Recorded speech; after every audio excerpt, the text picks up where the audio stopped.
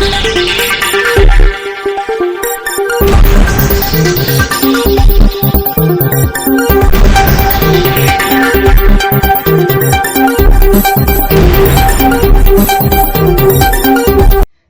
દર્શક મિત્રો, શેનો સમાચારમાં આપ સૌનું હાર્દિક સ્વાગત છે। ભરૂચ જિલ્લામાં ચાલતા ગેરકાયદેસર રેતી ખનન મામલામાં કોંગ્રેસ દ્વારા આજરોજ વિરોધ પ્રદર્શન યોજાયું। કોંગ્રેસના આગેવાનોએ ખાણ અને ખનિજ વિભાગની કચેરીને તાળાબંધીનો પ્રયાસ કરતા પોલીસ અને આગેવાનો વચ્ચે ઘર્ષણના દ્રશ્યો જોવા મળ્યા।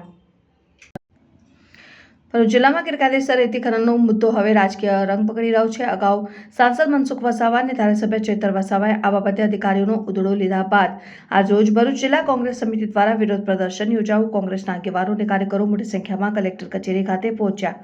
ભાજપ સરકાર વિરુદ્ધ ભારે સૂત્રોચ્ચાર કર્યાની સાથે જ કોંગ્રેસના આગેવાનો અને કાર્યકરો દ્વારા ખાણ અને ખનિજ વિભાગની કચેરીને તાળાબંધીનો પ્રયાસ કરાયો। આ દરમિયાન કોંગ્રેસના આગેવાનો સાથે પોલીસનું ઘર્ષણ પણ થયું હતું।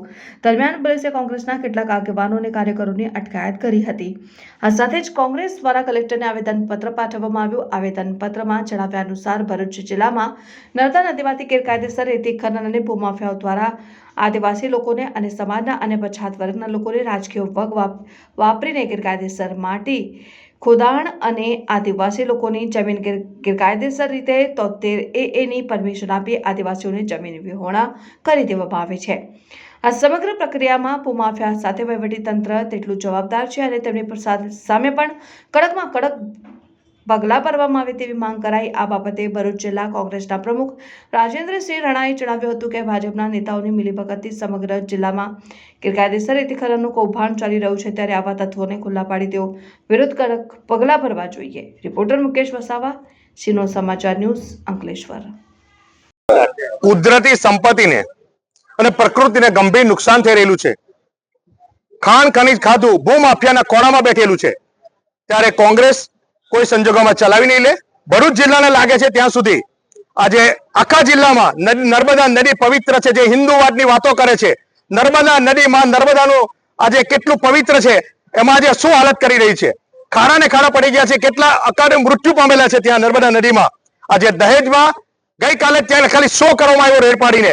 આખી આદિવાસીની જમીન છે, જે વિંગુ 2 વિંગુ 3 વિંગુ એવી જમીનો છે દહેજના આદિવાસીની, એ જમીનો પર પીસીપીઆરમાં આવેલી છે। ત્યાં ઇન્ટેન્શનલી કોઈ પણ પરમિશન વગર ભૂમાફિયા જે આ ખાણ ખનિજ ખાધું ભૂમાફિયાના ખોળામાં માથું મૂકેલું છે, એમની બેલી ભગતમાં જિલ્લા આગેવાનોની મિલી ભગતમાં ભારતીય જનતા પાર્ટીની એકદમ આખું તમામ ખોડી નાખેલું છે। માટી ત્યાં નથી, ખાડા ને ખાડા છે। ત્યારે આ પરિસ્થિતિમાં કઈ રીતે ચલાવી લેવાય? આજે અમે આ માંગણી કરીએ છીએ કે કડકમાં કડક સજા થવી જોઈએ। આજે અમે આ તારું મારવાના છે, આ તારું ખાણ ખનિજ ખોટીને મારવાના છે।